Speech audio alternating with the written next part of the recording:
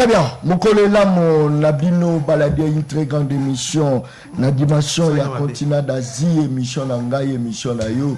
Émission, il y a population congolaise en général. Je pense que Boza Penza, Belé, Boza Kolanda Bisso départ d'autres. Bientôt, rentrée scolaire et Zakobanda. Est-ce que amélioration, il y a Baoyo, Baloba qui gratuité et enseignement, est-ce que cette année vous allez plus améliorer bateau oh bazaki na ba pratique à mabe ya ko futisa bateau misolo baza ko continuer ka ko futisa misolo bateau misolo na ba école moi na tanga na école wala ba bazo senga $40 ya confirmation ya nini to yebite ba fourniture scolaire ezote kama na ba école même ba uniforme ezarote kama na ba école pratico gouvernement télémela ki yango. Qu'est-ce qui fait que lorsque gouvernement zozo ba décision na ye mais ba décision wana ba landele la rangote puis ba kipara yango te, qu'est-ce qui fait? Est-ce que zali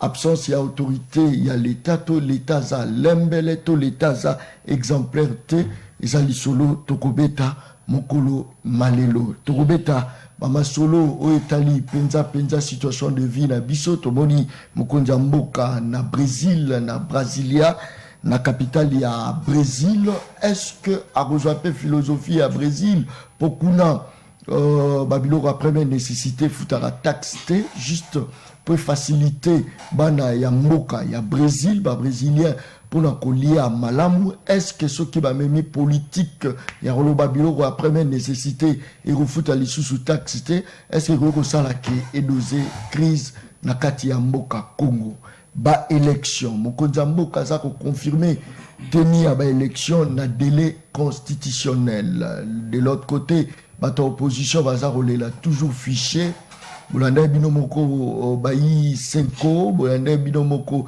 SCC, neni baza ko insister sur base ya responsabilité ya ko revoir fichier. C'est là européen et bango moins que deux semaines pour la révision d'un fichier pour la élection moko il y a bien. L'isolo ya mokolo ya lelo tokobe tango avec trois invités nakati ya plateau. Cissé Traoré azana biso tozali na mona Congo, Aristote Ngarime nakati ya plateau, Danou Kefula tozana ye nakati ya plateau ya émission Le Peuple Parle ya mokolo malelo. Très bien, merci beaucoup Aristote Ngarime. Mbote mwana Congo John Kabamba. Merci lisusu ndenge okani singalelo pona ngana lo barizalaka comme un fonctionnaire à la Mukina Tongo, il faut qu'il nous serve peuple congolais à émission à la télévision. Ah la qui s'abonne comme bombami tout ça place au tambola parce que tambolaté. Tous autres déjà matricule la peuple congolais après ça surtout à la télévision. Tango beningai naïe comme un fonctionnaire Koloba. Merci na CPI une invitation oyo. Na PSP mbote na bande ko tout bazali awa na pesi mbote na bande wala na biso na Grande Orientale na zuba information ba bi émission na comme na Grande Orientale na province orientale ba chopo ba bazuele ba otule ba ituri na pesi ba mbote ndeko John Kabamba. Bon quand même quand biscuit mo muke je pense que et comme ça de plus en plus participer ma beba antivaleur ndenge komi na vie politique to kanisa ki bako bongisa ngo na régime oyo bako nettoyer yango to bako orienter débat autrement, mais ce n'est pas le cas. Tala ba grand homme politique tout oyebi entre guillemets grand ou ba fonction ou ba postuler ndeko John Kamega au ça dans moi reportage le ko ba nani azali suppléant ya nani sala moi documentaire moko boye moi descendre sur terrain au se rendre compte que bateau tout balobaka wana ba homme politique ba benga ba full boya ba benga ba jeune baya mais tala ba suppléant na bango soit c'est soit moi naye soit ndeko naye soit moi kaka parenté naye. Donc et comme il est de plus en plus qu'on peut ça comme si la classe politique et immoralité kotimingi okomona papa Mbosso président assemblée nationale Mbosso premier suppléant nae abendi oya mwana atie pembeni oyo komona Jantiningo Bila Mbaka azu premier suppléant nae mwana azana 25 ans comme on a Nathan ndazu atie wana azu deuxième suppléant mwana mzusu ya mwasi atie wana au monde Adolphe Muzito azuka moane amosi atiwana au monde même Délice Sanga azupen déconner à donc tous les grands hommes politiques entre guillemets grand bah c'est la politique. Moi je crois que et il faut qu'on moraliser classe politique, il faut qu'on la verrouille ma bé. Pourquoi tant qu'on bég ça bosali parti politique au bengi ça doit qu'on soutenir combat na vision na yo. Il n'y a pas forcément que ba membre à famille na yo nde ba jouer rôle. Non. Il y a des jeunes gens qui ont rappelé na parti wana maman papa a coach wana a quoi na vision na quoi na idéologie na yo a coach na parti politique abi que na ko ba idéologie na yo mané ozo mabiso so ko pouvoir o ko sala mboka lolenge songolo mais mingi ba na bango basi na bango bande ko bazala quand même pas na balit ba marche de terrain ba action sur terrain ko yana ba TV boy ko sala ba débat boy yo so monanga mona ya politicien mo ka na débat ba sala débat à télévision ko défendre ba philosophie azala raté mais er ko sala ba liste ya ko sala ba candidat ba zora ba na bango ba tie ba zui ndekone ya tie pe na ba nomination tout même ya na ministère économie Camille a disposé presque bananaye moi je crois banana moi si naye c'est immoralité c'est biso ba boti na biso baza même pas la ba poste to suka wapi. C'est grave. Ça aussi les problèmes. Il faut qu'on dénonce de plus en plus pour décourager Batou. Je croyais même qu'à l'Assemblée nationale va voter mon loi pour sanctionner, pour qu'on péquisser, mais qui réellement l'Assemblée nationale va voter loi anati. Donc moi je suis un peu déçu. Comme on a Mbosso, comme on a Muzito, comme on a les autres. Non, et c'est très grave. C'est vraiment important. Il y a un des autres battre vraiment en plein mokolo manelo. Ça remonte en moto. A lité na bato, a lité na bato, baptiste les babandorol, ba licencié à bato, batamboli, même on a balance voix, batamboli nango, baza koupele la, ba licencié, docteur en droit, azotambola, azana elikieke, so ki lite simbi akodjwama, ma tango lite yego simba, a commis ministre a bengisi mwana na poto mwana na yaye a du poste mais moto a moni pasi wana moto a moni pasi yango ndo moni même tout ça là qui même débat mokolo ya lobby na canal presse pour loba pour na nini politique est commis lelo et commis lokola musala politique est commis lokola musa dans que fula mbote là mbote mwana Congo John Kabamba mbote pe na bako débatté na zana bangu na tongo lelo kandi ngana lo bana bitoko mesana ndiko John Kabamba to mesana na régime munyokoli na régime ba raison na régime ba raté na régime ba copia na régime ba compte rendre parce que na régime ba bonani na régime bisengo na bisengo metikanga na lobela mwana lombango biscuit na zanango mibale ya liboso na za kolobela problème ya courant na za kotelemela vraiment DG asinene o na mona ki ya ko boîte courant jusqu'à jour à francophonie pour na kosala ke clôture francophonie le kamalamu c'est lo yeme jour courant lelo na ville province ya Kinshasa ezali ndenge nini pe courant na ba province de John Kabamba il faut pas voiler la face parce qu'azali DG à Kinshasa te azali DG à Sinel ya Congo Mobimba na ba province na biso ko ezate OK pananga na ba indombe ko ezala raté ngana uti na kananga ko ezate c'est presque partout courant ezate et deuxième biscuit na nganga na lobela peuple na moni kamoni za ko déranger peuple na zali ko interpeller l'état congolais alanda ba réseau na biso Vodacom Airtel Tigo na service na bango basalaka biso na monnaie électronique o to salaka biso ndeko John o biso to salaka ya ma Orange Money M-Pesa bazali ko escoquer biso peuple soki l'état za na simate fa landela bango komona ngana ni ndeko John yo ko zala na bandali ngana zana kitamo na biso na zali na mpiaka tindelanga ma 20,000 faut tindenga 20,000 na kena ko bimisa olela bimisa ta 19,000 nazo bimisa 16,000 escroquerie 17 escroquerie tala niveau ba raison ba zone ba timbo alors que balobi ba sala kango po ba aider biso na cause la bonne par exemple la difficulté il y a transport yo za musika par exemple ngana zana Kinshasa yo za na bengi okotinde la 10,000 na facilité transport tiko ya ko lianga na bimisa ta 9,000 mais soko tinde nga 10,000 pour na bimisa 7,000 6,500 tala niveau bazo skoke biso mais bazo skoke ka kudate même na ba unité na ba menga tala ngezo lanterne na ba connexion mais consommation so tika la normal tu peux imaginer on se mona que ba pesi mutu 48 heures muta sombi 48 heures méga lokola muta utiliser te lokola 48 heures ici mais pour muta consommer pesa mutu méga muta consommer méga na ndenge ko c'est pour te dire que ce qui l'état congolais alingi peuple il faut aller de l'eau ou bango moko bazana kati bazoka ba pourcentage biloko parce que c'est inadmissible. Ngala sali ko. Et puis 1 giga peso vous là. 2 giga vous n'en parlons même pas. Comme le pas comprendre dango na ibite nini ba comme ça. Escroquerie za makasi na kati ya Congo. Na kati na kati ba domaine. On a dit l'État zo escroquer, mais expatriés ba zo escroquer, mais finalement. Mais là qu'est-ce qui fait que population y est beaucoup fait à conscience et za la taille batte que non ningaza on a entouré na ba ennemi na l'État ennemi na ye réseau ya ba communication ennemi na ye d'où il faut y moko atele le conjoint ba contribution na kati ya distraction amoni bato ba contribution na kati ya distraction musique masanga ba dit que tellement peuple tous a discret bango ba profiter parce que ceux qui te comme alors nous qui passons à la télévision il faut to comme éveiller tout sensibiliser population tout sensibiliser population quand on le makaka population yende mutako ko sala rebelle comme on de correction ça va contre la discam je te mets ça contre de correction tu as très bien dénoncé mais il faut y mettre comme on dit mabe wana nyoso batona ba vitango pa na bino rebille a 18 ans ceux qui bino botelemela ki makambo wana makambo ndi yate parce que depuis na régime na bino bato zomona bato bazone babo shabu ba on ne ba ndeko na bango ba on ne ba tout yo zaki na pépé na pese ko poste avec toute l'intelligence que tu as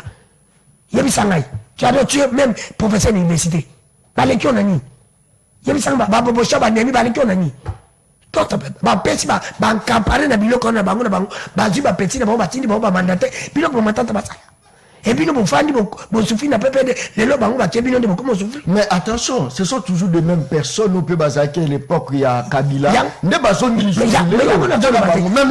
ba nomination mais non lorsque tous a relobé la renouvellement ya classe politique renouvellement ya classe politique à ngoya nengeni tant que ba kaka ba même bato na baza kozonga mais yango photo télé aussi net mutu na biso pisu mabilo azaki kabiliste afanya alobi Kabila mais ba yeba nommé yé et pas de couture lombo pisu mabilo va mais ses enfants comme tchabanani alors que batapati ba road batibanga je me rappelle encore batibunda pas de poste tout le bateau ozomona nyonso wana zanini c'est parce que biso photo télé mena omone lo kalobi ngala zo sensibiliser bato moi je suis candidat je l'ai dit à la télé peuple congolais candidat nyonso obo tala bo vérifier ce qu'on ken la liste na yé suppléant na yé même ngade ko dami ke fo ce na tende ko na ngai bo votengate il faut to ken ngo bongo balobi bino bokomo zo politique le roi Moussa non de ko jon yé boyende pour la bokwa musolo la population c'est ça le problème de ko jon le roi de moni pe ba misusu wana ba dju ba s'enrichir bino pe bongo koma ba boss c'est ça le problème. Tu as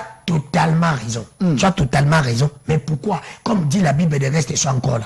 Mon biso basi sur naboy, je ne parle pas de mots. Mais être toujours à tous les canaux TV tout le bas. C'est parce qu'on tient à compte de ma vie, n'abso baïchou. Tu as renouvelé classe politique. Tu as rien en tant que parce que nous avons ça dans je suis journaliste. À part journaliste, le journaliste c'est sa vie. Nous ça dans sa vie. À part journaliste, nous avons fait nango bina sala. Na vengo nous convoiti na na minte. La politique était mais na yende ko c'est ko yebisa batu ba yeba que non il y a encore comme dit la Bible de reste ba jeune baza conscient oh ceux qui ba telemi lobby ba du poste to ko sala mi rebelle ko yali makamba supia deli c'est ça ngameka ko lumango yem taki na loana ba lunga ba supia bandiko mais ba boya olexango mais ba bi parité yé paté de konaye so mwana na ngala tuni mu moni petege no ngaina tuni mu tuna ba boso ngala tuni mu tuna na bi me yo boyaki eloko tsabi me enga na ina proposer eloko bango baboyi yango soki tozaki na bato bazali na bolinga mbuka yenga na proposer na kena ngoti na pêcheur fallait ba comme ba soutenir ngelungu elle bango balikisa moi je vais faire quoi. Mais la charité bien ordonnée. Commence par soi-même, il ne faut pas chercher à défendre. Il y a mon diango anti-valère. Très bien, très bien. Mais dès qu'on a un na parti, il est membre actif de la parti. Il est membre actif de la parti et tout le monde le connaît. Merci. Très bien. C'est pour ça que la cité, il faut bien se tourner Milango. C'est pour dire quoi? Oui, bien le bango, ça va loin, le bango, comme un député. Et ça va leur bien pour tout ça là. Dans ce cas-là, tout ça là que Michel Mona ou le bango, et ça très important. Que comme il député, un député national, encore qu'il y ait des vacances dans Pototé, pendant 5 ans, quand tu es député. Moi, je vais ça. Encore qu'il y ait des vacances dans Pototé. Un député, bah, non, pas qu'autant dans Pototé. Bah, non, faut pas tant à Panneau utilisé, panneauté. Panneau utilisé, il faut un député national. Encore ça dépend l'iniquité. Comment peut ça rapporter à la Tchalibaya? Attention. Encore ça dépend l'iniquité. Encore ça dépend l'iniquité. Un député national, encore qu'on s'achète à Pototé pour la nuit. bobebisi bopritane na biso babebisi bekone na biso bana bobatanga na poto babebisi na mai ya komela on bakomomela canadien mai ya réside ezo babongisaka yango bacréer na insécurité mpo bazwa baétranger bagardaka bango encore lisusu un policier akoki kogarde jamais un étranger nde tomonaka badimasi mpo babongisa bekone na biso mpo babongisa bopito na biso mpo tozwa soin na bango soki olingi okende poto zela so manda na esili okende na poto na 5 ans so olingi bana no bakende na poto zela so bolongo awa yo tiki bosalaki député mpe en plus ndeko john bosalaki député koza carrière te eza te makambo oyo avi te te manda bolongo me manda moko mpo baninga mosu baya grâce eza renouvelé esalaka bato pasi ntango aza koloba bazoyiba moni moto azoatake nga yo oza opposant naza opposant mpo nalobi ke bazoyiba mbongo oyo ifalaki batonga babongisa ta régide ezomai ekoma bien mbongo oyo baza koyiba signal lelo délestage courant eza kosimba te basali effort balobi lokwa bapaya baza korekende te na mpe prière kaka ya nzambe soki babongisi yango na voie normale mpo na peuple ase retrouve nzambe na ngai ekokisa mais soki basali yango mpo na kaka ye nzambe courant ifo ekende bomonaki na match ya basket courant ekendaki na match ya basket courant ekende botala siko délestage ezongi nango bamekaki kokalme dollar mais dollar ezongi nango prière au biso toza kosala chaque jour toza kosala yango na sens ya mabe te mais toza kosala yango na sens ke totika kogérer na spectacle baza kogérer biso na spectacle na loisir ça c'est très bien si c'est Traoré mbote na yo mbote ndeko John mbote pe na bandeko toza na bango na plateau mbote na balandi ya émission Le Peuple Parle na sepeli encore une fois ko participer na plateau. Merci beaucoup. Tokutana na coulisse. Ça c'est très bien. Nama matali o bandeko balobiawa en ce qui concerne suppléance na députation nationale comme provinciale. Pose un candidat madame je te dis exemple azaté finalement. Je m'en suis rendu compte. Ngapé, je m'en doutais, mais finalement on s'est rendu compte qu'exemple azaté en la matière. J'ai réalisé que même c'est Sanga. J'ai réalisé ça il y a 2 jours passés que même c'est Sanga. Auteur et à texte, Moko Boye, dans le sens il y a si l'Isamba Moko Marambo Italie suppléance c'est à niveau famille. Lui-même n'a pas pu prêcher par l'exemple. C'est vrai que excuse Naïro à la queue. Oh, il y a proposé qui va au niveau de l'Assemblée nationale Baboui. C'est là le problème alors. Même ce qui est l'équité, tout le monde est recevable, c'est anticonstitutionnel, patati patata. Ce qui est en tant qu'auteur et à texte, il y a une idée. Obi, mais bon, n'en déplaise, en déguisé, boboyouana, n'a prêché par l'exemple. Candidature n'angaï, suppléant, il viendrait dans de mon parti quelque part, ou membre famille. Ni na premier degré, ni na deuxième degré. Ça aurait donné un exemple aux autres, à ses collègues députés. Mais une chose, c'est que le problème, c'est toute la classe politique. Pour Bangonde, Basara Mibeko. Atabino Bolingi, innovation, Ndengeni Salema. Tant que Bango ba d'accord, et que la wapi. Et que la nzela nini pour Bangonde Bakomara Mibeko. Ce qui Bango Moko Bamoniki, oh Bino Boyena comme innovation, et quoi empiéter dans l'intérêt na Bango, et qu'on les kate à Tabo Matibo Kiti. Le problème, c'est là, dans le choix de ceux qui écrivent les lois. Ce qui tourne à poser que l'obito so bateau ba comme mibeko selon ndenge biso population to wolinga to tamboli to sali marche to revendiquer to il faut boyena boye changer ale bango kuna pe ba yoki ba changer mibeko il faut to pour na bateau yo qui vont exécuter au biso to lo bakana à cité. Si ce n'est que la même classe politique qui s'est reconduite au niveau de l'Assemblée nationale, la Sénat à hauteur il y a 90%, tout 80%, c'est que tu déshabillé Saint-Paul, tu habillé Saint-Pierre. C'est la même chose. Et qu'on se répète à caca. La question, c'est vrai. Et c'est qu'on retoucher la Constitution pour qu'une loi aux Pékissa va suppléance dans le niveau famille et il faut retoucher la Constitution. Parce que il y a certaines dispositions en Constitution. Mais attention. Ça revient à la discrimination, nul ne peut. Il y a une disposition constitutionnelle dont j'oublie la numérotation. Est-ce que tu penses que l'autorité faut respecter la constitution. Ce N'est-ce qu'il pas que faut- l'article belé ça les a violés. C'est vrai. Même mais ceux qui battent toucher à un c'est vrai que tous a parfaité en matière de démocratie. Et ça peut le mot qu'ils ont importé. Jamais tu peux prétendre tout ça là ngo mieux que les kamokili mobimba. Comprendre? Tout le monde doit adapter en haut na ba réalité na biso. Tu sais jamais démocratie que les gars américains na ba français. Pour d'abord essence na ngo moko par essence c'est ça et la création na bisoté. Hein? Ils ont vraiment adapté na ndenge biso to concevoir politique en Afrique. Nayango, tout ça là, autocoki ko ça là. Il y a des dispositions constitutionnelles qui jusque-là n'ont jamais été mises en branle. Oui, c'est vrai. Tilelo. Mais il y en a peu autocoki na biso qu'on mettre en pratique. Mais tout mettre en pratique c'était parce que biso moko on laisse faire. Tout le monde a décrié que il fallait les cambo suppléant c'est longo à niveau à famille. Ni na premier degré ni na deuxième degré. Mouton comme suppléant de Kosongolo députation nationale ou provinciale. Azala n'a aucun lien à ça. Na candidat titulaire. Tout le monde était d'accord. Mais il s'est fait que pour les cas, il faut bateau ba ko mamibe ko bandi magel cas. Ce que bateau bango ba ko mamibe ko bango ba se retrouver na bakawana.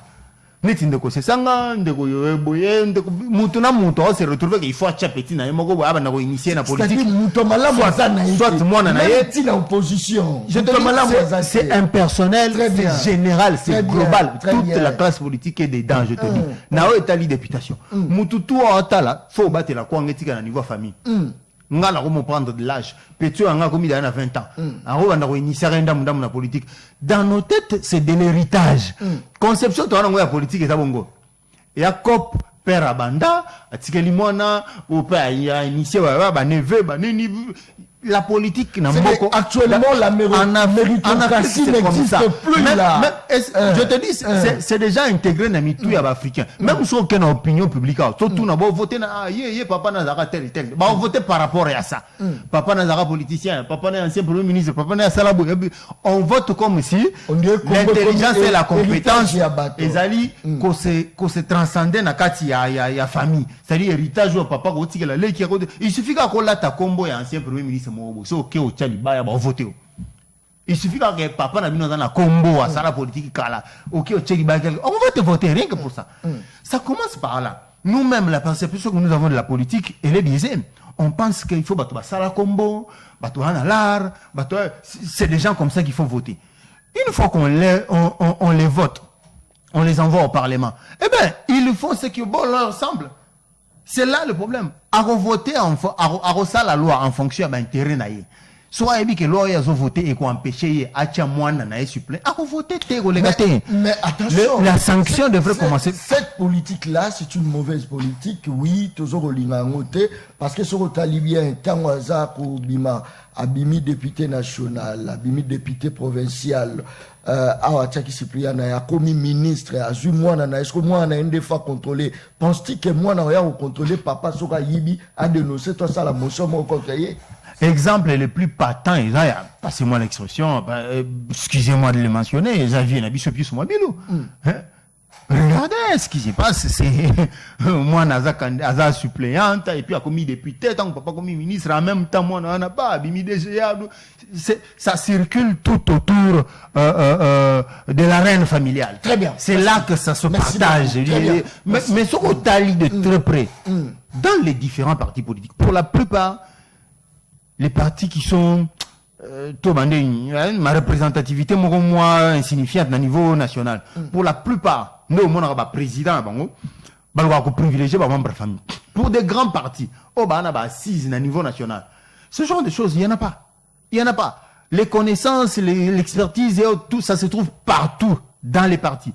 Mais seulement tant que moi 2-3 postes hier il faut pas partager, on privilégie un neveu, une nièce ou une fille, que sais-je encore, pourvu que ça reste dans les girons familiales. Un grand problème, c'est aussi les Gambo est à traîtrise. On s'est rendu compte que on a vécu ça en 2000 au début à la législature, au niveau de l'Assemblée nationale, et plutôt na Sénat. Député, na sénateur, bazaï ko ça la transhumance comme il suffit moi trahir ngate. Et ça s'est tellement installé que comme pour ça mutu faveur na politique, il faut un moto boane na lien ensemble pour bika trahir te. Lobby tango ka opportunité à traverser, qu'on se présenter, c'est un peu ça que les politiciens donnent comme excuse. Merci beaucoup. Très bien. Comment mettre fin à Yango et Nanyango peut encourager à moi. Est-ce que trop la population est mogo parce que la lancé même slogan moko boye opération to boye distraction. Kabelanga me ko filmer ngaite. La lancé sous slogan mo susu o na lobaki que non bisonyo sotolongo la ba drapeau ba parti politique to la taba drapeau ya moka na biso nyonso wana pona nini otoza la bana misala ya bato te toza comme impression bato bazo manipuler biso baza plus ba président ba parti politique bato ba parti politique asali parti politique na objectif na ye ezate pona bino objectif eza famille au moins na suka lango bo nomination famille ya on aza ko samela place au danois ko kenda za la dessus te danois za la ka monoko naza ko loba danois za monoko abundi après oyo ozwa mwana na yo oche voilà mitali no ça c'est très bien comment mettre fin à ça rapidement une très belle question ndeko John Kabamba na sepeli pour le lot comme ko zwa conscience que makambu oyo ya kozwa mwana na yo mwasi na yo deuxième femme na yo okomisie suppléant to suppléante et sengena le loko ali boso biso nyonso to dénoncer yango ezali immoralité ezali nauséabonde ça frise eloko moko ya bosoto na kati ya société donc na parti politique ezali composé à bato bauti na ba secteur nyonso bauti na province nyonso bauti na ba région nyonso to ko bango atabongo mais tant ko constituer liste ya ba suppléant na yo esengeli kaka te ozwa mwasi na yo mwana na yo tout ça ezali eloko ya bosoto biso nyonso to banoko condamner yango. Commençons par condamner d'abord avec la dernière énergie suppléance oyo ya kozwa mwasi na bana. Malheureusement le plus haut sommet de l'état bakoyi na makambo oyo suppléant mwana na yo mwasi na yo mutu lokola Mbosso Nkodi ya Mpwanga Mbosso yazali président assemblée nationale azali sage esengelaki na ye ayeba ko prêcher par exemple mais Mbosso Nkodi ya azui suppléant mwana na ye atie wana okoyebisanga na combat politique ya Mbosso na parti politique ya Mbosso azala batote babundaki bakompanyaki ye mais Mbosso azui suppléant na ye atie wana ozulu susu ndeko lokola Sesanga ndeko Sesanga yenda yaki na loi wana atelemelaki yango abi tobo yango ezali malamu te kozwa suppléant mais Sesanga lisusu azui kaka mwana na ye ndeko na ye akomisie akoma sous suppléant ezali kamba kobo yango ozui Gentini Ngobilambaka Gentini Ngobilambaka azui ba na ye mibale moko premier suppléant mumu ya musu deuxième suppléant atie bango wana baza na kati ya liste ozui ndeko lokola Boshab ya albi asalaka droit constitutionnaliste ozui mwasi na ye bana na ye bango wana bakomi kaka ba suppléant na ye ozui moto lokola Pius Mabiulu papa wana Pius Mabiulu ozui azui mwana na ye akomisa ye suppléante alongoli kuna amemi na RTGA DG alongoli kuna akomisie na tandis que ça tourne au une affaire familiale ezali soni mais na politique même justement na ba église comme c'est très grave maintenant il faut eloka liboso d'abord to bana ko condamner yango ndeko John condamnons ça avec la dernière énergie yozo bengo zo landa biso toza awa condamnons ça à l'unanimité et là que monsieur yango wana condamnation no dénoncer yango dénoncer na ba émission boye to loba na ba émission za bana batu kasi boti na rappel bana bango yaka na ba débatté bayaka te ngai de nazali Aristote Ngarime chaque temps na ba émission na futa karibira na tie na kela émission na sali émission na sali sikoyo mwana ya nani yango mona kaya kasa débat lokola ngai azali te tango il faut komisa moto ministre bazo Aristote Ngarime bacha Aristote Ngarime pembeni bazo mona songo ba komisa ministre est-ce que c'est normal c'est logique iko ça le matin na front tozali na front to obunda on a premier to na yo qui peut Joseph Milazo préparer mwana na non tika non kotia kabila makambo te non ndeko tika makambo kabila za makambo te ndeko kabila za makambo te donc bana bango ba ya pena ba débat lokola biso to na première ligne de défense boy so ça c'est Betty et Zunga na première ligne de défense donc c'est que j'ai pas de la République mon frère je pas de la République donc suppléant so ya ba famille il faut to condamner yango ya pi ya mi balé lisusu après qu'on condamner te que suna bino de koboya qui propose la paix réforme. Certes, ben si comme soubi so peut te koisa tout ça qui m'a la mouté, ça ne veut pas dire bon copier totalement au mabet au salaki. Là où nous on a chité, bino boye pour na kosa ba réforme. Bon créer toute union sacrée pour appliquer vision chef de l'État. Donc dans l'Assemblée nationale, mota côté na bino sous azalité. Boye kosa la nyonso ko se ba loi ndenge bolingi parce que vous avez la majorité. Donc il faut une option politique levée au plus haut sommet de l'État. Il y a chef de l'État parce qu'il a dit chef à majorité naïe présidentiel a va construire Mbosso d'abord Mbosso. Je suis conscient qu'on a ma dernier jour naïe à Mokili, c'est normal parce que papa ça poussani, mais il n'a pas que son fils biologique passe à la première suppléant. Donc il faut une grande option politique levée dans l'Assemblée nationale. Troisièmement, ndeko, il faut que les députés na biso ndeko alobiawa conscience ezala ki bo moto ezala ndeko bo sali loi o ndeko ya lobino loi oyo to longola xy azala asa suba suppléante yo ina loi no tiki bo sali débat d'abord pourquoi cette loi n'a pas été votée, première question, pourquoi voter ki loi na te, et deuxième question na muto ya ki sous na loi na proposition na yeso a violer yango kindoki mais mon cher, je comprends ça ne va pas avec la République démocratique. Oui, ça va le koiba na peksa ki bino koiba boiba te lokola tu bayo kiyote ale yomo ke koiba pour le bike biso tout toiba toiba la biso parce que ngana ba toiba non c'est pas donc trois dimensions oyo to combattre ngo ya liboso na lobby ezali to dénoncer ya mi balé ezali une option politique levée na failli présidentielle dans la majorité de l'Assemblée nationale et puis troisièmement conscience nationale ya ba député ya biso sala poto longo ezali bo soto. Merci beaucoup. On a France. Merci beaucoup. Population boya humiliation. Boya yango. Baza ko kabelo ba che caméra. Boya humiliation. Boya. Nazui ba komba mingi yango na la chaque mois ndambo. Ba convocation pe leki mois mingi naza pe père ya famille. Na olimba pe mois mingi. Chaque temps il faut que ndaba. Ono invitation yaki. Balobi olobaki bo. Balobi olobaki mes gestion. Baloba na mes gestion invitation za koya. Soko lobika ke baza ko gérer ma bé invitation yo, il faut se justifier pour que loba qui va gérer ma bé. Très bien. Christian Béa les professionnels. C'est vrai, on peut ça danou mais danou on ramasse après les mao. Bande ko baza ko gangawa. Ba komboli boulevard propre. Ba kontibaye ko tala boger à francophonie ba kombo. Boyo kasko bato ba kombola ka baza ko loba nini bato ba kombola. Na banda ko rouler na ngai na za ko rouler na sa ba investigation na yo kutana na ba yaya wana bolanda ngo bongo to so nga to continuer mission le peuple parle image régie OK. En tout cas biso souffrir biso de kombola en tout cas l'état congolais qui peut biso 6 mois non payés. Papa 6 mois yango bo futa ni 6 mois dans le vidéo futa maté papa lever la biso ba konzamo ka ba yo ka ba kipe ka la biso tala chako bino boko mola boulevard biso dans la boulevard awa donc de sala ka bana la boulevard mais ça biso qui no pete biso en tout cas lever la biso papa to lembi Bobeti combien de mois ba futa 6 mois ba futa non payé transport et bimaraté collé bimaraté. Mais normalement, beaucoup comme bolala ma papa, bon hôtel j'en suis. L'action on n'est à kombola.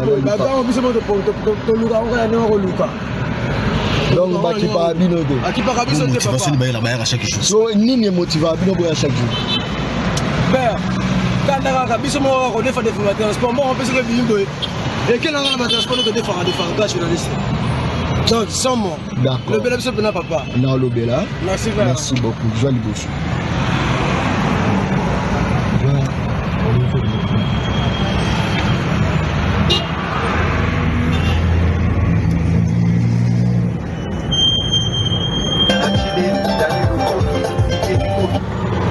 La réalité à Congo. En tout cas, biso de souffrir.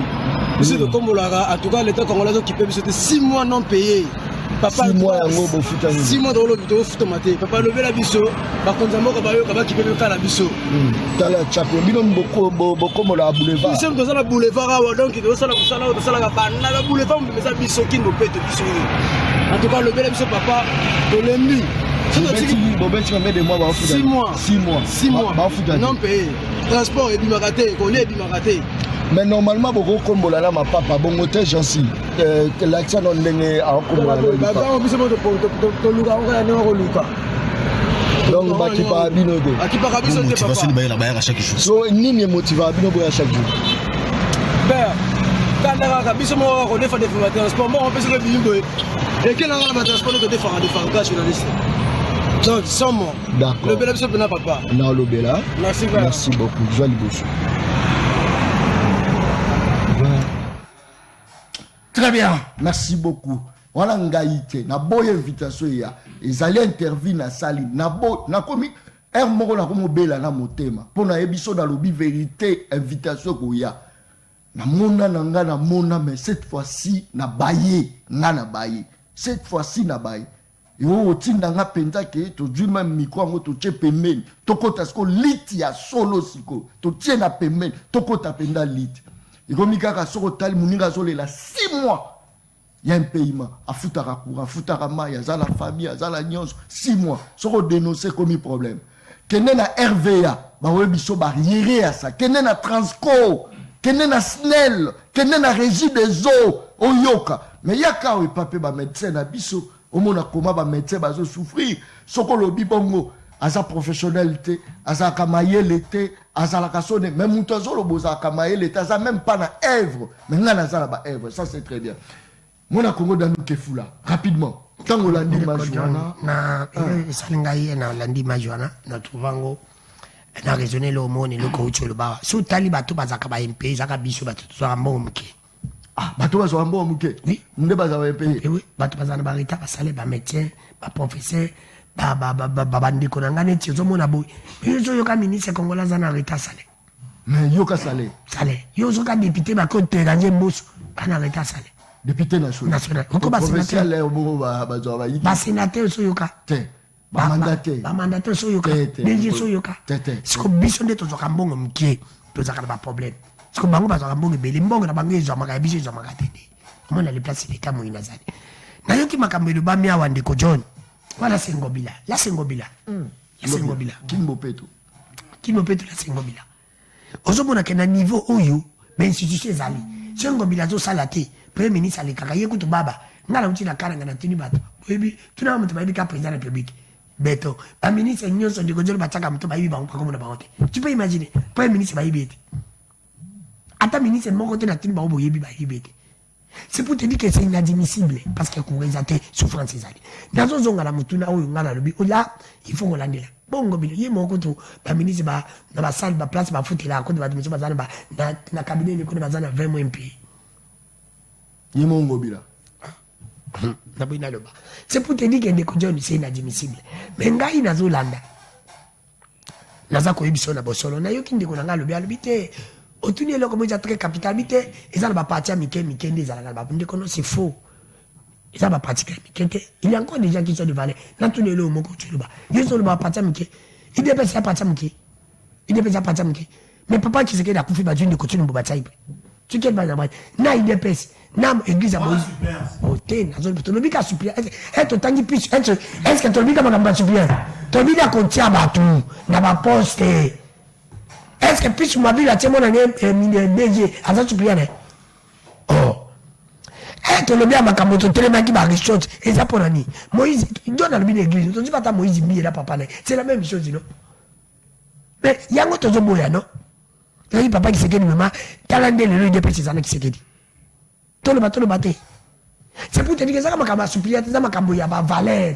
Au côté à moi, on a pété. Tout le monde a fait caméra comme si on banane dans le cabinet. Elle a dit mon supplié, mais dans le cabinet, na kati yé nti bato bazali bato babunde bazali eti yé nti na pata muke Daïda Betili Daïda Betili bakuna zela ko je me sanga est-ce que Daïda l'équipe bazana yé nti tout le bateau c'est pour te dire ça et là qu'on a la colbe on dit mabe pourquoi ba research bazaki modèle pepe des ala qui mabe kabila ndek des mots asi akei tozi anzelu o ya tsala izuluté et anzelu amona ki kombo ya mona pisu mabili bayili mwabilu po ani andima ka patiye ko donner sona akoko bisate akoboya c'est lui akoya poani mibeko epekisité ya boya poani moralisation papa moralisation ngelo bani franchement mon frère mais on dit comme ça là comprendre était marambolo mibeko epekisité yozo parce que chef de l'état boya pour pas accuser est-ce que bakize nani attends yo mo bakize nalobi monsieur tata mokonzi koloke numéro 1 ya mboka yende mutasinya ka ordonnance soka biso piso abi na parti na otina comme mtu mzuzu je ne peux pas nommer ta fille voilà les amours de baba okize qui va l'accuser On va accuser la discrimination. Qui t'a dit? Mais oui. Qui t'a dit? On va accuser la discrimination. Qui va l'accuser? Mais quand Babino. Non, nous l'accusons maintenant. Chef de l'État, même ordonnance il y a signé en fonction à Mibeko lobby. Inventé le côté. Pourquoi tu as condamné c'est ça? Parce que Mibeko peut qui ça côté. Là tu l'as condamné. Est-ce que tu as compris? C'est ça maintenant qui initie. Mais il y a mais bon ça. C'est a initié la loi. Messieurs, on ne parle pas seulement des lois, il y a pas suppliant. Nous parlons de la nomination. Nous parlons des nominations. Pourquoi tu as condamné Kaskamiri? Pourquoi tu condamnes Kabila, non? Pourquoi tu condamnes Kabila? Parce que Kabila n'est pas dans la loi. Si tu ne condamnes pas ça, c'est pour te dire que non. C'est il y a des compagnies. Comment président parti suite il y a élection. Si vous évitez, je t'informe. Je t'informe. Mais suppléance, vous avez désigné à Mokachi. Je t'apprends, vous évitez, Vandanier. On s'agit pour rien. Tu n'as pas le droit. Tu sais qu'il va élire, il n'est pas comme un président parti, il va comme un candidat. Papa n'a pas monté mon tchaï. Papa n'a pas monté sa koufa qui coûte. Qu'est-ce que ça va? T'as wapi rapport à mon dos. Sois intelligent. C'est quoi? Où est le lien? Wapi lien? Il y avait ça autant de cas qui s'est qu'il n'a parti. Il y avait ça wapi lien à mon dos. Suppléant, n'amon on va dans qu'on a tché combo na ina théotique na sine. Nomination, n'amon on tinda combo volonté na ngai. Mais tu sais qu'il va élire il est pas battu belé. Franchement, on l'a investé. Pourquoi il y a la TV, sur mon cas place Kangi qui c'est qu'il faut défendre. Mais oui, c'est normal. Mais oui, on dirait que tu mais messieurs, sois calmés. Dans le but, oui. Dans le but, il y a une nomination. Qui nomme les mandataires publics? Ma partie batindi tata mkonjoko avant de nommer mon fois libre. Elle y a mon combo ya moi na pisu mabili. À ça cause de la sola. Encore bon avis le pisu na boy. Ça le point. Oui, pourquoi dictionnaire chef de l'État? Dictionnaire chef de l'État. Dis-moi c'est toi combo na poste. Dis-moi. On se comprend bien Gabi. Oui, ça dis-moi. Ça veut dire que le chef de l'État a dans la marche à manœuvre pour faire la même chose. C'est là. Nazo peso maloba. Natoko batindi arisoti ngani medani kefula John Kabamba. Soko monique dani kefula mais adala banombe aux John Kabamba. Très bien. C'est simple. C'est là où c'est que nous voulons. La monnaie le pouvoir dictionnaire chef de l'État. On n'envoie pas un nom. Les chefs de l'État ont le pouvoir. C'est pour être dans côté les méla. Tout tel makamuna valé, anti valé dans le domaine nyos. To lingi kembo karabi se changer. Très bien. Yango le quand to le bibo ndeko John. Kabila n'était pas un modèle. Kabila n'est pas oui, Kabila qui tu es de côté le bailli. Il fallait ça plus que Kabila. Nabola bête. Romoni bato Kabila ça qui n'est pas boucha bana. Bando pousse ba ndeko la banque. Très bien.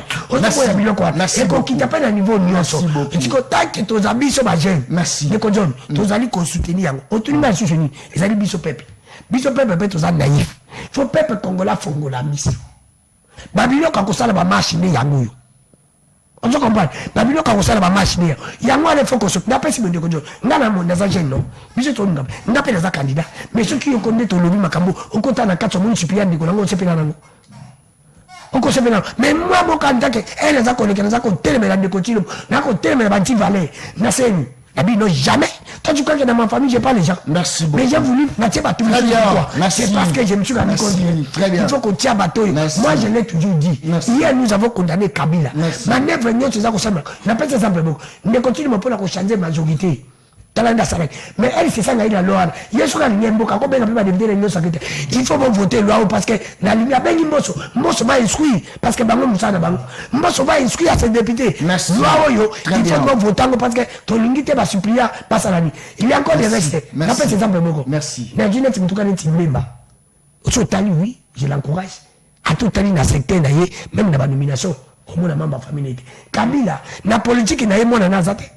Alors que si papa comme il nous connaît encore au pouvoir on dit mutuko pas bazali on dit mutuko aneti par exemple na kotanga neti na tangi jape même na tangi Kabila Moïse Katumbi entourage na yi so mona na zate ba nomination ça la tumba na famille na ba bazali on que ba on va dire la Bible reste sur encore on va bazali ba parti mais ba ko faïlu c'est la même chose tu peux entrer dans zaki mona o la mosa pour faire même pas de connaître so tali pe tout toi famille na ba parti na ye bato bazali o bazaba ndeko na ite bato bazali ya modèle koloba ka te kelo bato bazali valeur ezali merci biso foto te na ba mboso baba si ko merci on combat président de la République tina suka pendant le peuple soki mutatie suppliant ndeko na ko voter ite merci président de la République azalaka mutu ya mutu te Voilà, lelo soko tali bato belé bazo ko attaquer biso eza bato bazo ko se justifier toi pour soutenir le pays pour soutenir les chefs de l'État il faut bafuta ko mungu état comme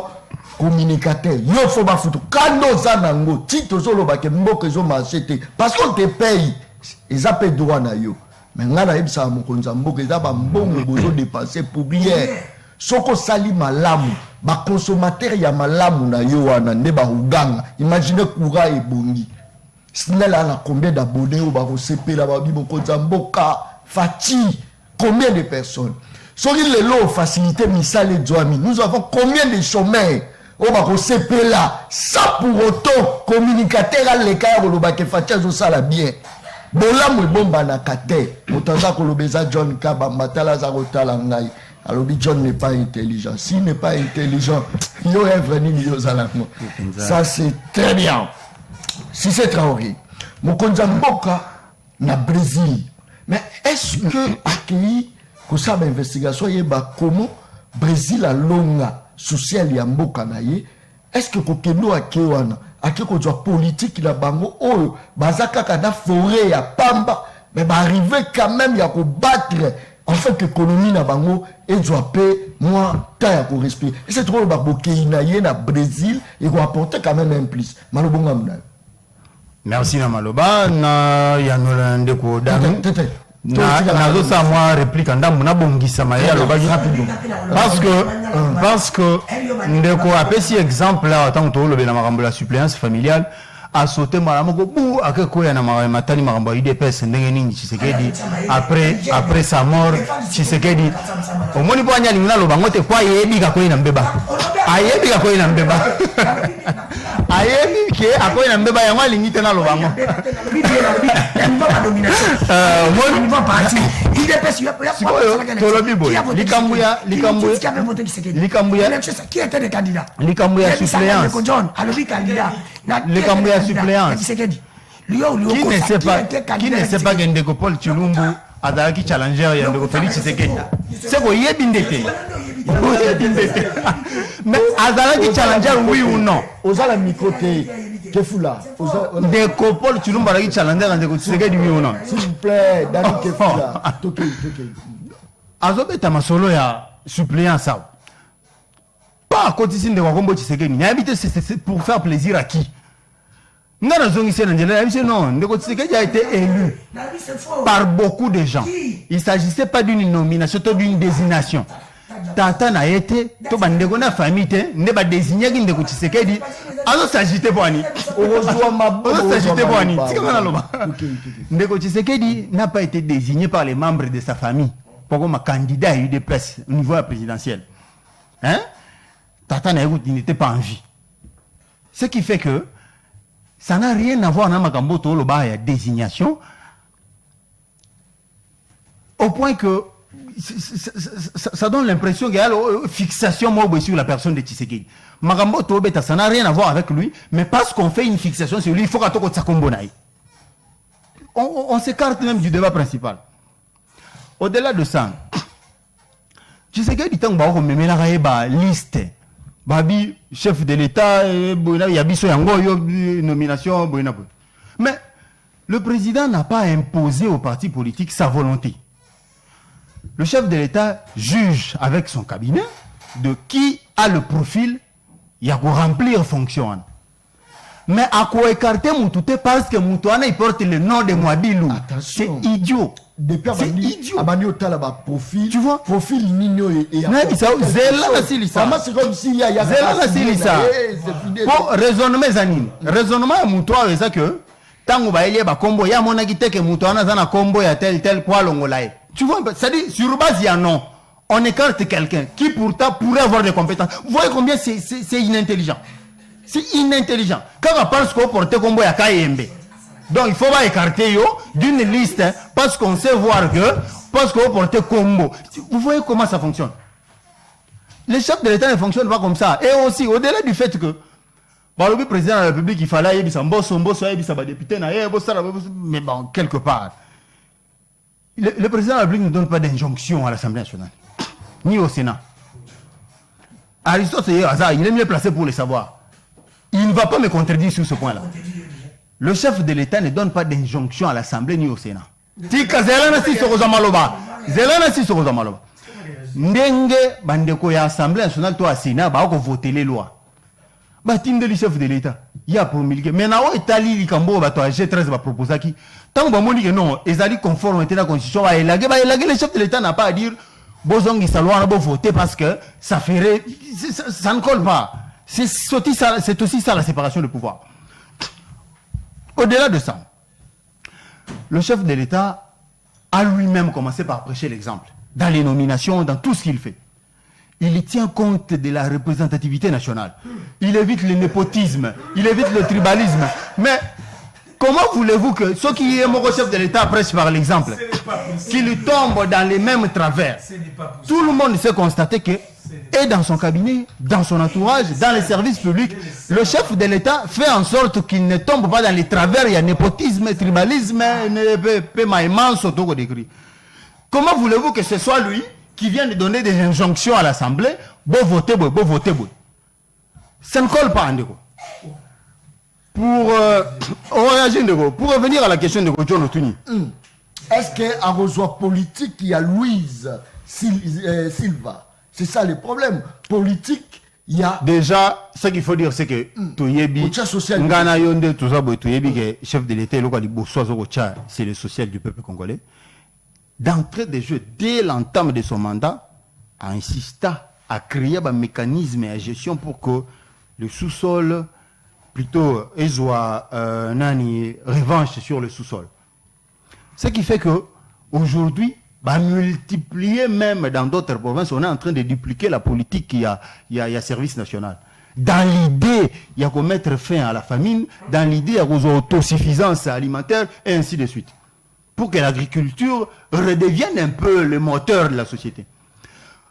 Mais c'est vrai que principalement, na Brésil et mais c'est vrai que secondairement, le chef de l'État a eu un entretien il y a plus d'1h30 dans chef d'État brésilien pour que pour un échange, il y a agriculture, développement, projet de société, D'ailleurs, que je sache, je crois que le président brésilien va faire une visite officielle à RDC. Il y a un sommet triennal qui serait prévu dans ce sens-là pour discuter de tout ce qui concerne le climat. Peu apport, il y a Indonésie, Amazonie, na bassin du Congo.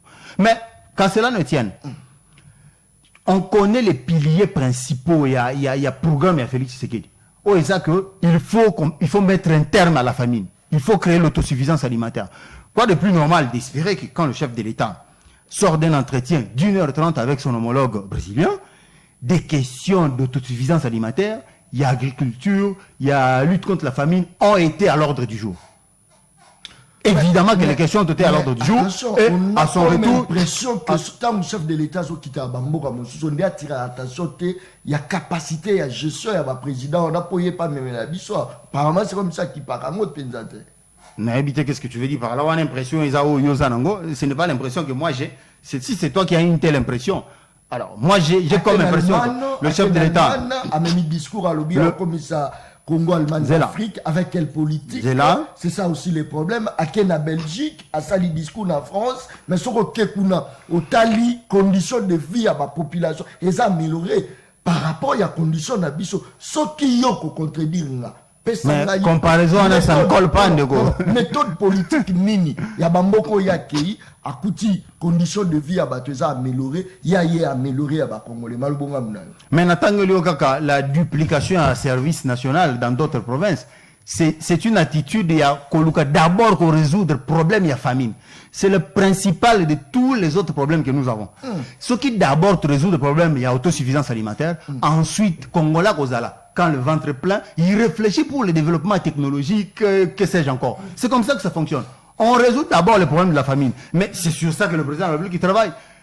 comment voulez-vous que Mboka le roi Congo, avec tout ce qu'on a connu, je vous prends l'exemple de Bukangalonzo Kamoko, vous savez combien on a perdu pour le cas Bukangalonzo, et qu'aujourd'hui, on duplique un projet à même de pouvoir suppléer ce que nous avons perdu dans Bukangalonzo.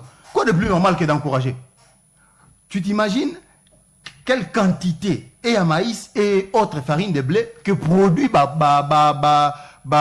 service implanté à Kananga et ailleurs pour résoudre la question de la famine. C'est sur cette lignée-là que le chef de l'État est de vouloir résoudre la question de la famine et ensuite toi entamer les autres aspects de la vie nationale. C'est vrai que ma priorité c'est bénin. C'est vrai que ma priorité c'est bénin. Tu as 5 mois. 5 mois, ma intention. Ma intention. Ma priorité est bénin. Mais tu as 5 mois. Tellement ma priorité c'est bénin. Nous disons. Tu as combien? C'est ça le débat. Le chef de l'État veut, le chef de l'État a, le chef de l'État prévoit, le chef de l'État pense. Mais justement, aussi, 5 mois à Pamba, il va faire ça. Sinon, ça ne va pas. Voilà. Le roi aussi, non. Sois concret. On est sur un terrain qui présente beaucoup de priorités. Mboka Congo Boyebe Sika Botigelango. Le chef de l'État ne se concentre pas sur une seule priorité. Il y en a plusieurs en Mboka Congo. Il y a des questions de manger, il y a des questions de sécurité, il y a des questions de finances et tant d'autres. Il y a un système de santé, ainsi de suite.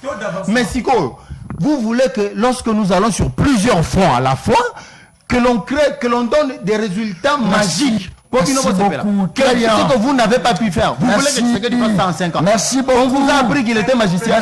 Merci beaucoup. Très bien. Tofongola appelle la population, s'il vous plaît. Fais ça. Non. Soki. Non. Toujours Omala. Zela. Toi, m'appelle la population, peut toujours venir ici. Non. Toujours. Soki yo réagit. Après, il y a peu sur phase. Ils ont tous les gars. S'il vous plaît. Très bien. Merci beaucoup, tout le canon population. Alors, de Koben Bissot Komonai. Merci beaucoup, bonjour. Motenayo, Ben Bissot Wapi, Bakotinayo. En tout cas, na benino depuis Zamba Telecom, na commune à Mongafula. Très bien, pesa Bakotinayo. Bon, Bazana, 5, dans l'Union Somende, quoi, il est sur un vraiment Azana 1 sur 10. Parce que Azo a un mauvais parent de soi pour Azo aider des chefs de l'État. Un parent qui moi na Aza en dessous, il y a la moitié dans la classe. Au gros, mettez ma beau côté. À ta où tu as sali moi na imaginer à 38%. Mettez ma beau.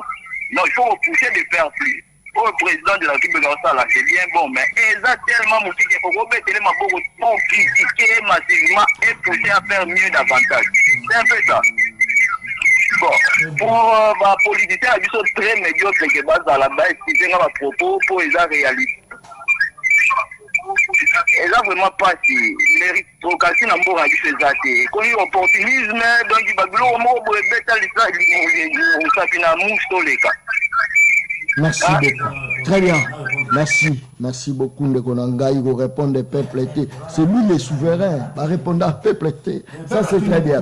Non, s'il vous plaît. Batouaza Robenga. Moi, et Belé Saline de Kojon Kabamba. Un bon débat élevé. Où Sungi Bisso Penza Makasi à comprendre pourquoi les hommes politiques ont manipulé Bisso après avoir battu pouvoir bâtir famine à Bangoïza Mawa. Tout ça, la Koboni. Ça, c'est très bien. Merci beaucoup. Alors, de Ko, Ben Bisso à Komonani. Très bien.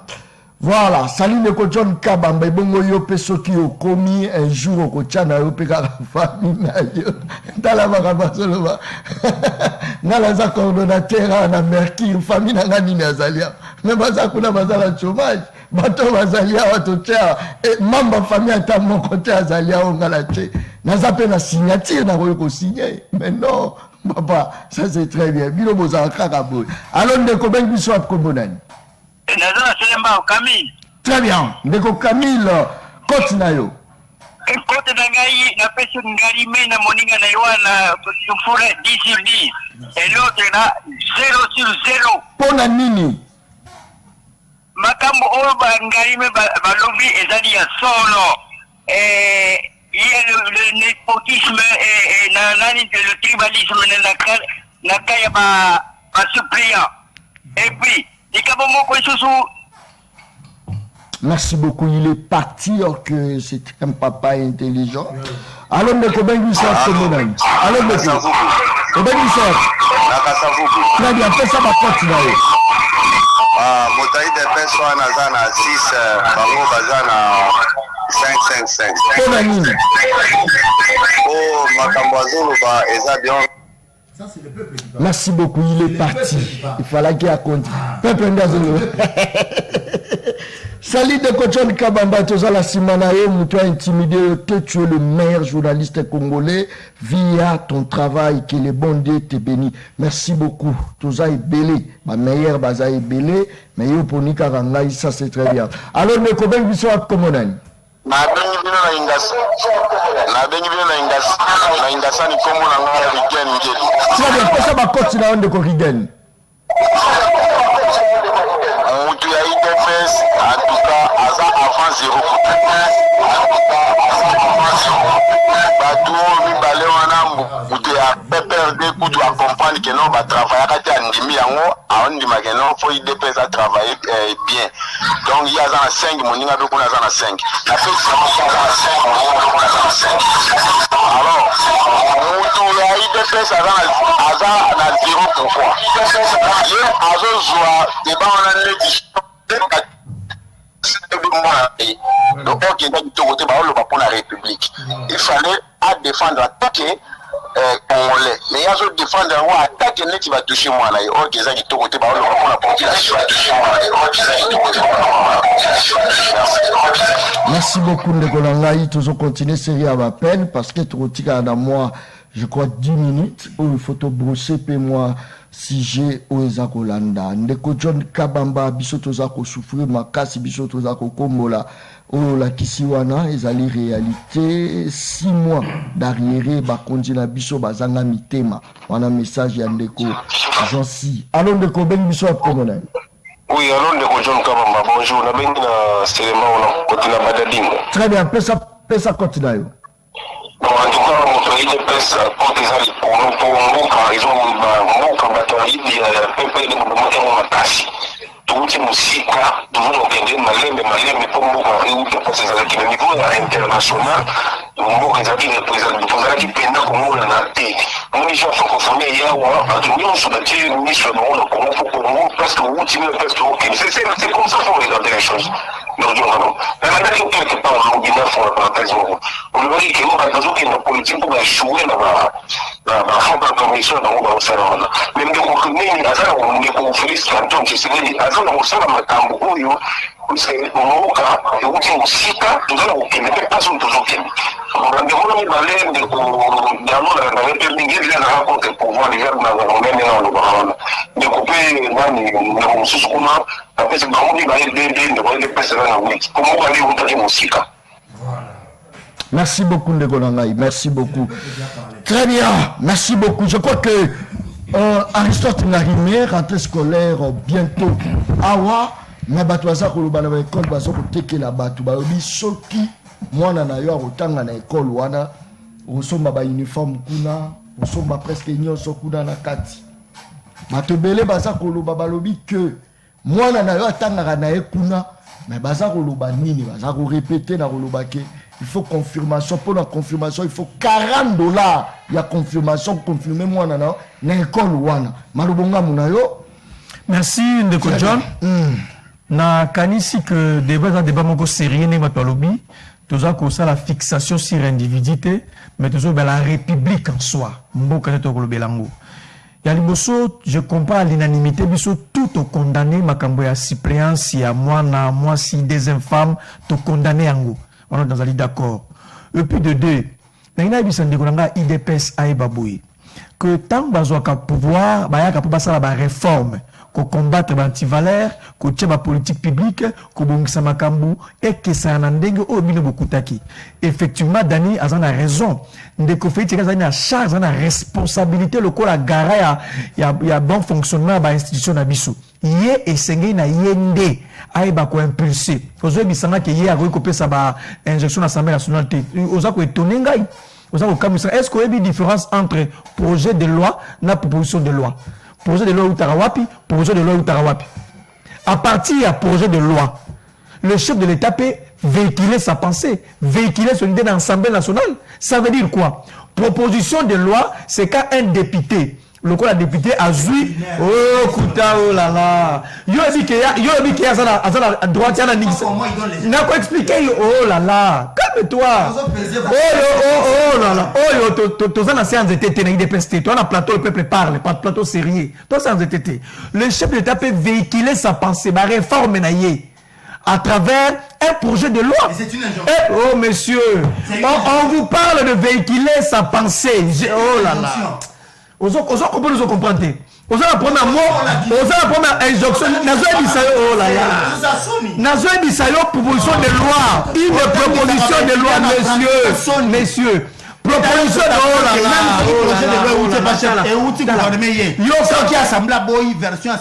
même si le chef de l'État a de la majorité, si le chef de l'État a la majorité, pourquoi est-ce que Balinga joue dans la majorité? Parce qu'il a initié ma réforme. On a qualité parce qu'on s'en verrait la confusion. Différence entre projet de loi et proposition de loi. Projet de loi et proposition de loi. N'a expliqué le chef de l'État, s'il veut faire des réformes dans le secteur X ou Y, il peut initier un projet de loi. Et où il y a le gouvernement, qui est l'Assemblée nationale, parce que la majorité de l'Assemblée nationale va voter, va adopter et continue à Boussala. Alors pourquoi il faut comprendre?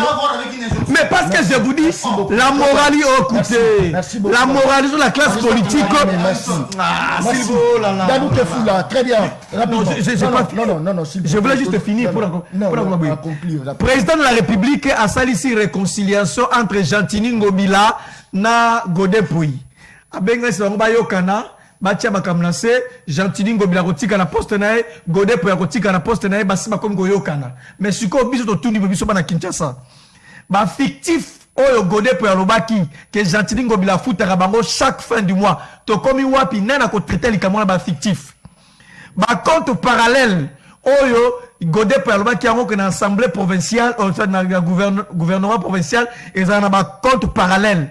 Nani ako pesa biso solution ali kambuana ba faux document comptable alobi Gentini Ngobila saka ba document lokuta faux document comptable pour justifier ndenge ali ya musolo. Donc tata mokonzi ayo ka ba basali 6 mois basali impayé baza futa maté mais bango ba yokani mais basali impayé et c'est très grave. Merci beaucoup Danou Kefula. Rapidement rentrée scolaire et genre ça là vraiment pas si bingi ba boti susu ba futi bango na mbongo te ba webate ba ozoni sabana na kelasi ndenge nini biloko la wenzeza ya komata bazoye bate ba osala ndenge ni on ramasse rapidement si je me suis to continuer au mokolo ya merci. Je crois que rentrée scolaire ezo pesa melaka ndengi Kabila Zalaki et mon aide sako kende koti lombona Kabila bana différence te natanga Kabila Zaki na ba pour rentrée scolaire na régime au problème ba rentrée scolaire ngi ba ke changer misate tu ba prendre ba sa rentrée scolaire na passe c'est pour dire ba na passe mon place de kolanga mais nazo comprendre de côté quand il veut inventer qu'il est intelligent mais mutamayele asali a commettre ba faute mbele yo kana bisele omoko il a accusé de côté le mot oye na yo na TV po zali mais yo za mutamayele zo soutenir de côté le mot il faut appeler son poste mutamayele yo soutenir ko za na banque il faut appeler son poste ça la ndeba ninga batamayele batala po appeler solution alors ngazo ba no bosolo ngalo ba kabelité yo zo soutenir muto le za mayele yo ka lisusu alobi ende ko john ye mutamayele alobi tout est priorité toujours toucher mais un mutamayele d'abord ce qu'on y na place ba touchera partout bazwakana lobite nazala ba problème ezabo na kosimba secteur ona oyo na premier mandat na pesi solution na deuxième mandat na na deuxième secteur parce que soko lingi zo travailler na kibudiki babi travailler PM bien on lingi ko bakende ko tino ba travailler na kibudiki a travailler na ka kibudiki mais so travailler ndamu côté aussi la yé ba na côté nyonso ko za inachevé baba na kaneti ndako mani na fondation ozo matamaleme malé c'est pour dire que yé communicateur union sacré aye ko funda ndeko tino mo azo travailler na kibudiki parce que lobi que makambo bakuta ke bela zo simba partout merci beaucoup simba ka partout très bien merci makandam voilà mutamayenge c'est pour te dire que ndeko John il faut qu'on rencontre moi j'estime que rapidement la bossa le peut bosser pour na kosilisa et biso to za ba jeune et to zo ya na TV merci ba bossolo tata mokonzi kolo azali na droit ndenge ndeko nanga lobby elle batiaka baproposition na baprojet de loi tata mokonzi ekolo akopesa makanisi na ye alobi kaka akoimpose akopesa deja makanisi na ye na ligne c'est comme ça que ndenge nini basalaka lokola ayebi te aprendre azokanisaka ayebi bayebi te Très bien, merci beaucoup. Merci beaucoup, très bien. Kakala Sinalobaka, émission Yangeza Baleine. Ça c'est très bien. Oui, ça baleine. Baleine Baliaka Ena Mokolo Mokote, Baliaka Baleine Ndamo. Je crois que Nazaro Pesa déjà Ndeko Aloba dernier monaye rapidement à l'entretemps. Nazaro Pesa Mbote Mingi Ndeko Raphaël Mourenge, dernier fils de Mikai, jeune leader ya Kasai, na territoire il y a Kamonia, secteur il y a Bapende. Je crois que ces jeunes montent vraiment en puissance. Il y a des professionnels au coïdé dans la réalisation. C'est vrai, on a Kasai, province il y a Kasai, dans Zolobabia province il y a Kasai, dans territoire il y a Kamonia, dans secteur il y a Bapende. Et je crois que même territoire Ouane Belé Baebi Angote, mais a représenté officiellement par Raphaël Mourenge Oazako Sala quand même à Belé Kuna, Namona qui forage, le gros émission Nangai Tubo ya distraction, la baie la Olaxamote, à Saliba forage na province ya Kasai, à Tongi, quand même moi ba école moko ya bien juste pour na esunga bana ba kende kelasi moi bien na milieu wana courant ezalakate a porté quand même ba panneau. Je crois que ndeko Raphaël Mourenge, félicitations Kolembate Moulo et Zamboula la biso ba jeune to BCT parce que toujours subir colonisation il y a ba vieille voire même ba vieillard et pas na biso colonisation ba jeune ba ke na pension mais ba mi colonde baza ko sala bati moso baza ko sala mais botala ba jeune na kati ya chômage. Je crois que félicitations encore une fois Raphaël Mourenge aux la soutien Nangai parce que na betaki vraiment tout la province il y a Kasai, c'était avant-hier na betitou, je vis quand même des réalisations et puis vous êtes populaire de ce côté. Très bien, rapidement Mona Congo to komi dans la souka. Bon, pour la rechuter cette émission est en même temps pédagogique. Tout son rapidement passer tout la souka. Ce qui président de la République en a posé à faire passer maïe les mokobo au niveau à parlement na katia texte il est garanti la gouvernement. Mais ce que le gouvernement tient dans le Parlement, au Parlement, au salaire, on est collé caca. Ce qui Parlement boyi version au gouvernement tindaki. Au Parlement voté. Il y a un monde collé caca. Pétant la majorité. La majorité. Non, non, non, la majorité. La majorité. Je suis pas agité. Au Parlement voté. Spécifiquement Assemblée nationale. Version Assemblée nationale. Il a une majorité. Mais Osobunga. Bolingite na corriger bino. Ça c'est la folie. Version Assemblée nationale a revoté. Ce qui est qui même ce qui est contraire au président de la République 15 jours après Ekoti en application. Donc le chef de l'État a lingate. Oyo ya c'est la majorité parlementaire. Finalement tu comprends pas. Non, expliquez majorité parlementaire c'est ça veut dire quoi? Vous accompagnez le chef de l'État dans des réformes. C'est ça. C'est pas ce qu'on s'il y a une crise persistante entre le gouvernement et la majorité, c'est-à-dire à dissoudre l'ango. Non, on n'est pas là. Ok, Wapi. Mais je vous dis que tu t'éparpilles. Reste là. Le débat est déjà clos. Ici, là, le président de la République, quoi qu'il veuille faire passer, l'Assemblée nationale ou disons le Parlement décide comme bon lui semble. Où est sa majorité parlementaire? L'erreur de la majorité parlementaire. On peut amender. On peut amender les textes. On peut revoir les textes français. Mais la pensée non, la majorité parlementaire aide les chefs de l'État à appliquer aussi des réformes majeures dans la gouvernance. C'est ça. Allez, Ndoko. Franchement, on a vu ça même sous Kabila. Il y a eu des moments où la majorité de Kabila a refusé de faire passer des textes de loi. Majorité à Kabila. Quand on a assemblée. On l'a évité. Yo, tout ça, on a parlé, moi, Commencez par définir les rôles de la majorité parlementaire. Lorsqu'un texte de loi. Attends. Ici, on parle des réformes. Lorsqu'un texte de loi ne rencontre pas.